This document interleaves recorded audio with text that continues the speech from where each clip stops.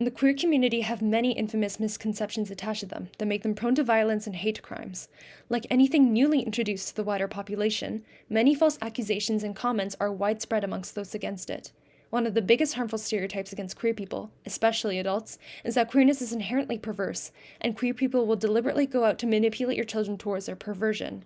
You may have heard the statement multiple times in different ways, like media anchors saying that queer people are indoctrinating kids, and drag queens are harming children's innocence. Of course, this is untrue.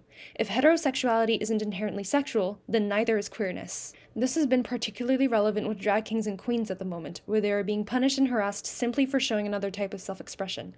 The most dangerous comments are those targeting adolescents, many of whom don't have a large support structure. These types of comments may include sayings such as, "they're faking it for attention," or "they're too young to know." You've likely had a time in your life where you felt alienated or had to hide a part of yourself in order to feel accepted. Younger queer questioning people don't have a support system to help them figure out what they're feeling, and this can lead to alienation and an inability to be authentic to oneself. What queer people are trying to do by teaching children about their community is untie the many knots of hate that have been woven into society that also contribute to this feeling of alienation. What they are actually teaching is that hate is wrong and it's okay to be who you are, so it's important to respect yourself and everyone around you. This also means that it's okay if you're confused or unsure about a topic or terms related to the queer community. You can always ask for clarification or find reputable sources online to increase your knowledge. Some people believe that homosexuality is a disease and that gay people turn other people gay. Even though the internet's misinformation may make this seem true, queerness is not a disease, although it did take the World Health Organization until 1990 to declassify it, and the DSM-5 until 2013. Being queer isn't a choice. People are born that way, and being open about yourself with other people will encourage them to open up too.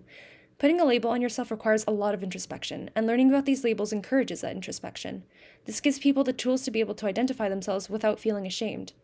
Many people believe that queer people don't matter because they only make 9% of the global population. 9% of the global population is still nearly 740 million people. People who identify as LGBTQ might make up a smaller percentage of the population. That doesn't mean they're insignificant, nor does it strip them of their humanity.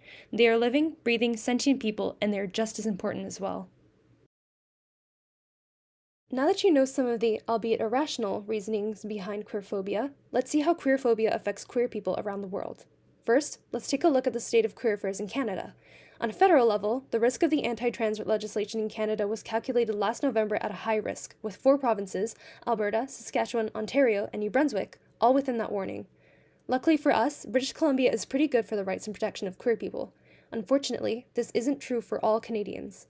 Near the end of January, Alberta's provincial government revealed plans to severely restrict the rights of queer youth in the province. Not only does this include not allowing gender-diverse youth under 15 from accessing any form of gender-affirming treatment, even hormone blockers, but any youth who chooses to go by different pronouns or a different name will need permission from their parents before their choice is approved. This goes against the advice of research and medical professionals. This will cause queer, especially trans, kids to be forcefully outed, forced to stay in the closet, and possibly be kicked out of their homes by this policy. This bill isn't something new. In America, over 400 anti-queer bills, many similar to the one unfolding in Alberta, are currently being considered in American governmental systems in 39 states. These bills, among so many others worldwide, are leading to more harm and violence towards trans people. In 2023, over 320 transgender individuals were murdered because of their gender identity. The number is estimated as many hate crimes go unreported or misreported. Of the individuals who were killed, 94% were trans women or trans feminine, and a large portion were Black, Indigenous, or Latine. This is a direct result of transphobic narratives in our culture, perpetrated by our politicians, social media, and outdated views of gender diversity. Additionally, transgender people face higher suicide risks than other individuals.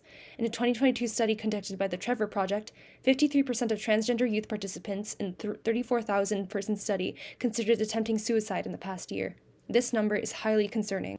While we are lucky to live in a fairly queer-friendly country, many nations are far less accepting than Canada. 64 countries currently criminalize homosexuality, with Nigeria and Uganda tightening anti-queer laws in the last year. But progress is being made. States like Singapore, Barbados, Antigua and Barbuda, Angola, and Gabon have recently decriminalized homosexuality.